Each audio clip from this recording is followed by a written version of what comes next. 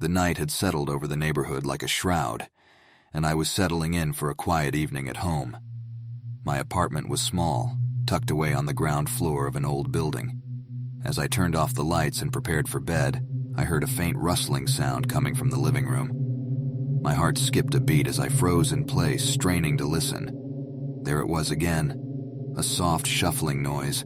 Panic surged through me as I realized I was not alone in my apartment. My mind raced and I knew I had to act quickly. I quietly reached for my phone and dialed 911, keeping my voice low as I explained the situation. With trembling hands, I picked up a heavy book from my bedside table, my makeshift weapon in case things escalated.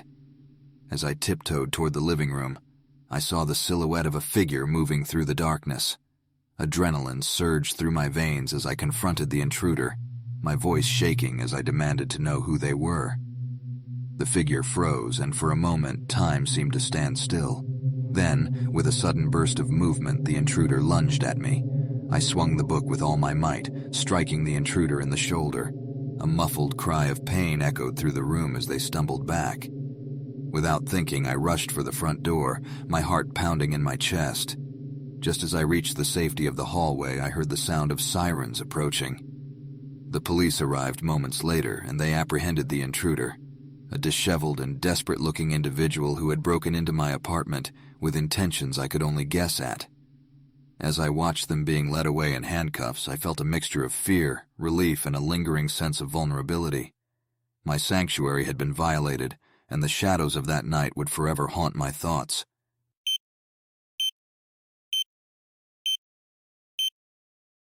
The rain was relentless, pounding against my windows like a relentless drumbeat. I was snug in my cozy suburban home, thankful to be indoors on such a stormy night. But as I settled in for the night, a faint scratching noise caught my attention. At first I dismissed it as the wind, but the sound persisted, growing louder and more distinct. My heart raced as I realized the noise was coming from the back door. The thought of an intruder sent a chill down my spine. I grabbed my phone and dialed 911, my voice hushed as I explained the situation. With the operator on the line, I slowly approached the back door, my senses on high alert. The scratching grew more frantic, and a surge of panic coursed through me. With a shaky hand, I flipped on the outside light and peered through the window. My blood turned to ice as I saw a figure huddled against the door, their face obscured by the hood of their jacket.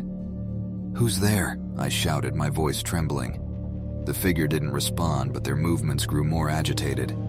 It was then that I noticed the tear-streaked face of a child, their eyes wide with fear. My heart wrenched as I realized this wasn't a threat, but a child in distress. Still on the phone with the operator, I cautiously opened the door. The child stumbled inside, drenched and shivering. They were too frightened to speak, so I wrapped a blanket around them and held them close as we waited for the police to arrive. It turned out the child had escaped from an abusive situation and had been wandering the streets in the storm. The police took them into protective custody, and I watched their small figure disappear into the squad car. The relief that washed over me was mixed with a deep sadness for what the child had endured.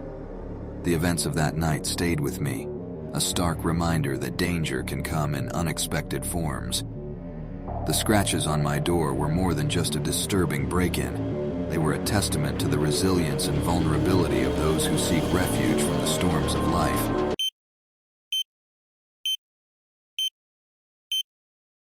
It was a tranquil evening, and I was enjoying the solitude of my remote cabin nestled deep within the woods. The crackling fire provided a cozy ambience as I read a book, feeling safe and far removed from the chaos of the outside world. But that sense of security would soon be shattered. As I turned a page, a creaking noise reached my ears, a sound that shouldn't have been there. My heart skipped a beat as I strained to listen, my ears tuned to every rustle and shuffle. Then, a chilling realization set in. Someone was moving inside my cabin. My mind raced as I realized that I was isolated, far from neighbors and help. I took a deep breath and reached for my phone, dialing 911 as silently as possible. I explained the situation to the dispatcher, my voice trembling. With the phone pressed to my ear, I clutched a heavy candlestick in my hand, my makeshift weapon. The cabin's interior was plunged into darkness as I switched off the lights, my pulse pounding in my ears. I moved with cautious steps, trying to locate the intruder's position. The sound of footsteps grew closer, and my heart raced as I realized they were coming in my direction.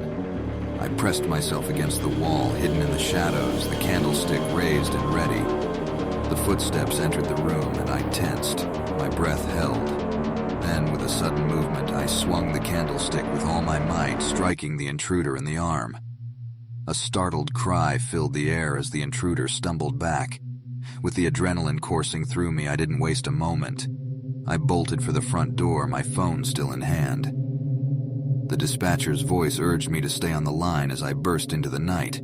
Moments later, the distant wail of sirens grew louder, and flashing lights illuminated the cabin's surroundings. The police arrived swiftly and they apprehended the intruder, a disheveled figure with wild eyes. As the ordeal came to an end, a mixture of relief and lingering fear washed over me. My sanctuary had been violated, and the thought that someone had invaded my space, my haven, left a haunting sense of vulnerability. The events of that night would forever remind me that danger could lurk even in the places we consider safe.